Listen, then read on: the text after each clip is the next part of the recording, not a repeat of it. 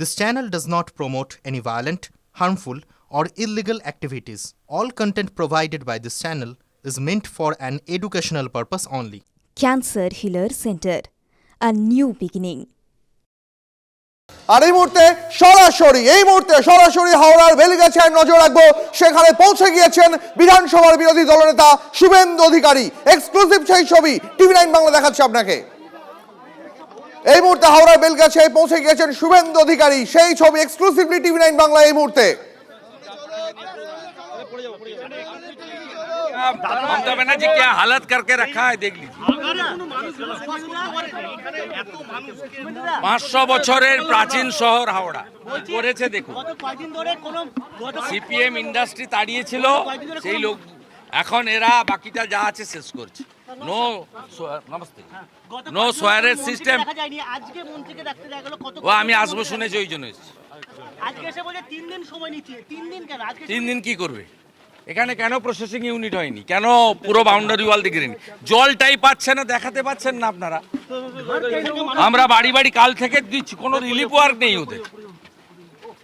500 জন করে আমরা খাওয়াচ্ছি, আমাদের সীমাবদ্ধ ক্ষমতার মধ্যে পার্টির লোকরা আমরা নিজেরা চেয়ে চিন্তা করছি।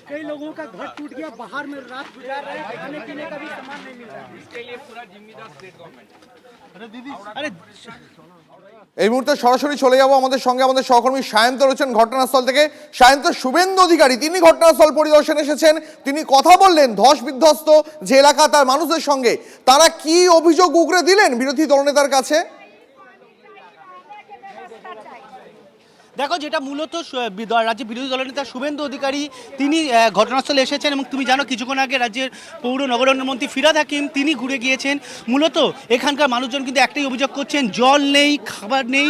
মূলত তাদের বাড়িঘর তারা হারানোর আশঙ্কা করছেন, যে তাদের বাড়িঘর না হারাতে হয় এই আশঙ্কায় তারা ভুগছেন। এবং রাজ্যের বিরোধী দলনেতা শুভেন্দু অধিকারীর কাছে কিন্তু তারা সেই অভিযোগটাই করলেন।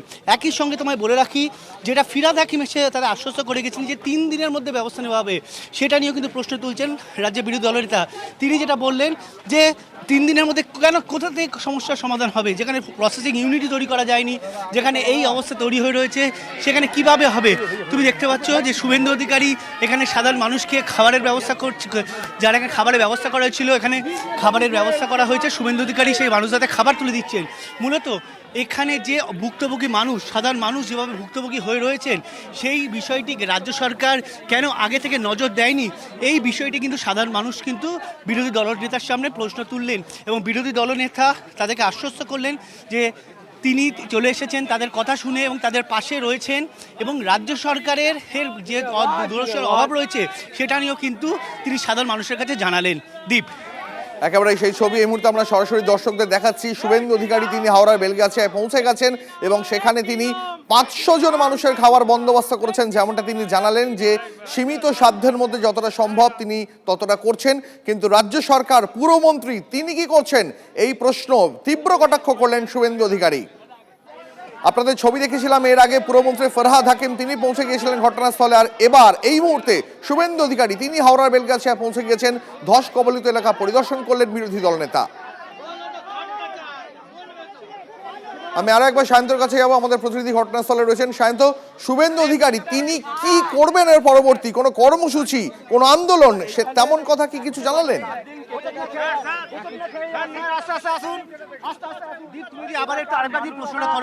শুভেন্দু অধিকারী তিনি কি এই ঘটনার প্রেক্ষিতে এর পরবর্তীকালে কোনো পদক্ষেপ করবেন কিছু জানালেন? সরকার লন্ডনে বিয়ার কোম্পানি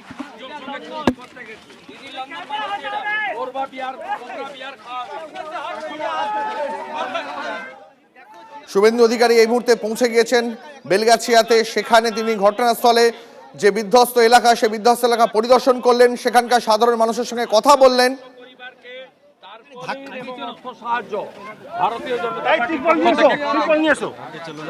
আমাদের ক্ষমতা অনুযায়ী লোকগুলোকে বাঁচাচ্ছি, আর যতদিন না জলের কানেকশন হবে প্রত্যেক দিন 20 লিটার করে পানীয় জল আমরা প্রত্যেক বাড়িতে দেবো। ফাটল যেভাবে ধরেছে, দেখো দীপ, শুভেন্দু অধিকারী রাজ্যের বিরোধী দলনেতা তিনি কিন্তু এখানে যে মানুষজনের বাড়ি ভেঙে পড়েছে, যেভাবে ধস নেমেছে সেই বাড়ির অবস্থা, মমতা বন্দ্যোপাধ্যায় 200% কাজের নমুনা দেখুন, গরিবের বাড়ি কি অবস্থা। এরকম থাকতে পারে কখনো? প্রসেসিং ইউনিট নেই, মিথেন গ্যাস বেরাচ্ছে, স্মেল। এখানেও তো মানুষজন থাকে। কি অবস্থা দেখুন, কি অবস্থা। কোনো বাড়িঘর তৈরি করার অসংখ্য, একটা অসংখ্য। এরা বাড়িঘর হারানোর আশঙ্কা করছে। আসার মতো মুখ নেই, বিক্ষোভের সামনে পড়তেন। খাওয়ার জল দিতে পারছেন না, লজ্জা থাকা উচিত এদের। শুধু এরা বাড়িঘর হারানোর আশঙ্কা করছে, বলে বাড়িঘর ছেড়ে দিলে হারিয়ে মানে জমি হারাতে হবে। এরা আশঙ্কা করছেন বাড়িঘর। আরো বড় ঘটনা ঘটবে যদি এই রাজ্য সরকার এখানে এই ধরনের উন্নাসিকতা করে। দীপ, তুমি শুনতে পেলে যে বিরোধী দলনেতা কিন্তু সরাসরি অভিযোগ করছেন যে যে ধরনের রাজ্য সরকার যে এতদিন যে পদক্ষেপ নিয়েছে তা যথেষ্ট নয়, এবং রাজ্য সরকারের অদূরদর্শিতার জন্যই কিন্তু এই ধরনের ঘটনা ঘটেছে। তুমি দেখতে পাচ্ছ যে শুভেন্দু অধিকারী এলাকার প্রতিটি মানুষের কথা বলছেন। অভিযোগও তারা করছেন যে কোনো কথা পুনর্বাসন বলা করে হচ্ছে না। বলছে খাওয়ার জল দিন। বাঁদিকে দাদা, বাঁদিকে দাদা, বাঁদিকে বাড়ি। বলা হচ্ছে যে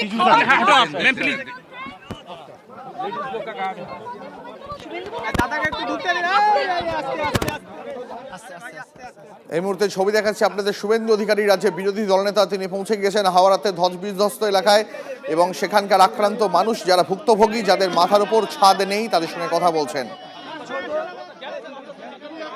এই মুহূর্তে সরাসরি ছবি দেখাচ্ছি আপনাদের হাওড়ার বেলগাছিয়ায় পৌঁছে গেছেন রাজ্যের বিরোধী দলনেতা শুভেন্দু অধিকারী। পুরমন্ত্রী ফরহাদ হাকিমের পর বেলগাছিয়ায় বিরোধী দলনেতাও।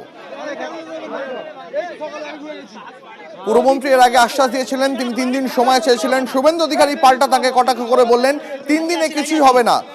কথা বলবো আমাদের সঙ্গে আমাদের সহকর্মী সায়ন্ত রয়েছেন ঘটনাস্থলে। সায়ন্ত, এই মুহূর্তে কি চলছে?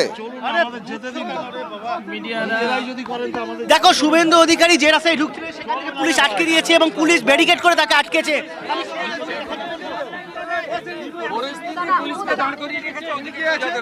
আর ঘরগুলো বলছে আমাদের জল দিন, খাওয়ার জল। আচ্ছা, আর একটা এসেছিল লম্পট মন্ত্রী, পালিয়েছে ওদিকে। এদিকে আসে না, ওখানেই ছিল। এদিকে ঢুকেনি, আসে এদিকে ঢোকেনি, যেখানে ময়লা আপনাকে ঢুকতে দিল না। আমরা 100 ফ্যামিলিকে তারপরে 100 ফ্যামিলিকে আমরা লাইভলিহুডের জন্য 5000 করে টাকা এক্ষুনি দিয়ে গেলাম। কাল থেকে ফুড ক্যাম্প চলছে, প্রত্যেক বাড়িতে 2 লিটার করে জল আমরা দেব। সরকার মারা গেছে, পশ্চিমবঙ্গে সরকার নেই, এটা প্রমাণ হচ্ছে। না, এটা আটকায়নি, ওরা বলছে ওখানে হস আছে। দেখুন, আমি লিডার অফ অপোজিশন, ওরা পলিটিক্যালি ওরা পলিটিক্যাল। আমার তো দেখা হয়ে গেছে, এই চত্বরে তো ফিরাদ হাকিমে ঢোকেন।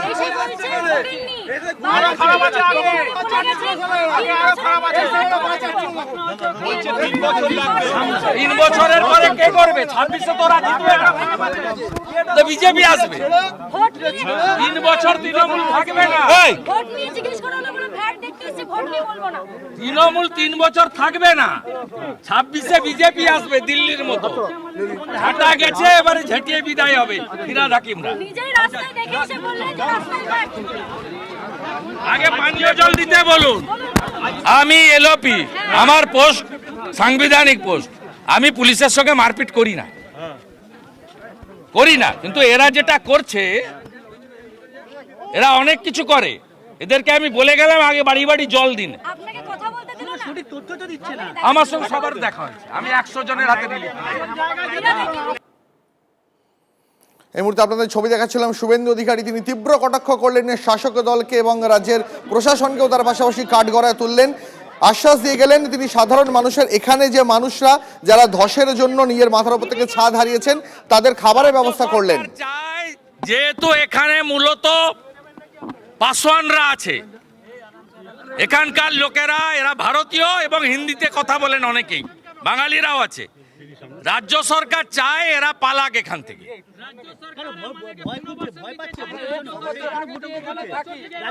ও তো খোলা বলে, ওরা খোলা বলে, আমাদের জন্মকর্ম এখানকার আছে, খোলা বলে। এরা হিন্দু, এই জন্য এদের দেখছে না। এরা হিন্দু, তাই এরা রিলিফ পাচ্ছে না। এলাকার কঠিন বর্জ্য ব্যবস্থাপনার উদ্দেশ্যে বাঁকুড়া জেলা পরিষদের উদ্যোগে তৈরি হয়েছিল ফ্যাকাল স্লাজ ট্রিটমেন্ট প্ল্যান্ট। প্রায় 1 বছর ধরে পরিত্যক্ত অবস্থায় রয়েছে প্ল্যান্টটি। 58 লক্ষ টাকা খরচ করে বানানো সেই বর্জ্য ব্যবস্থাপনা কেন্দ্র এখন সমাজ বিরোধীদের আড্ডা। পরিকাঠামো তৈরির পরেও কেন শুরু করা গেল না বর্জ্য ব্যবস্থাপনা, প্রশ্ন বিরোধীদের। টেন্ডার ছাড়াই গাছ বিক্রির অভিযোগ তৃণমূল পঞ্চায়েতের বিরুদ্ধে ডেবরা ব্লকের ধামতোর এলাকায় উত্তেজনা। রাস্তার দুধারে ইউক্যালিপটাস গাছ লাগানো ছিল, বরাত ছাড়াই সেই গাছ বিক্রির অভিযোগ পান্নালাল ভূঁইয়ার বিরুদ্ধে। সংশ্লিষ্ট দপ্তরে জানালেও কোনো কাজ হয়নি বলে অভিযোগ। প্রতিবাদে বিক্ষোভ বিজেপির। সব অভিযোগ অস্বীকার পঞ্চায়েত সদস্য পান্নালাল ভূঁইয়ার। বেআইনি টোটোয় শাসক দলের নাম ও প্রতীক ব্যবহার করার অভিযোগ। জাতীয় ও রাজ্য সড়কের টোটো দাপিয়ে বেড়ালেও প্রশাসন কোনো পদক্ষেপ করছে না বলে অভিযোগ। ধূপগুড়িতে মাত্র 300 টাকাতেই টোটো চালানোর ছাড়পত্র দেওয়ার অভিযোগ তৃণমূল শ্রমিক সংগঠনের বিরুদ্ধে। শাসক দলকে কটাক্ষ বিজেপি। নতুন হিন্দি আইটেম ডান্সের ভিডিও প্রকাশ। ফিরিনি মালাই নামের নতুন আইটেম ডান্সের ভিডিও বানিয়েছেন শিলাদিত্য চৌধুরী এবং সোহম মজুমদার। ভিডিও প্রকাশের অনুষ্ঠানে ছিলেন অভিনেতা চিরঞ্জিত চক্রবর্তী। নতুন ডান্স নাম্বারে দেখা যাবে অভিনেতা ইয়াশ এবং ইন্দ্রাক্ষীকে। দক্ষিণী গানের ধাঁচে এই মিউজিক্যাল ভিডিও ঝড় তুলেছে নেট পাড়ায়।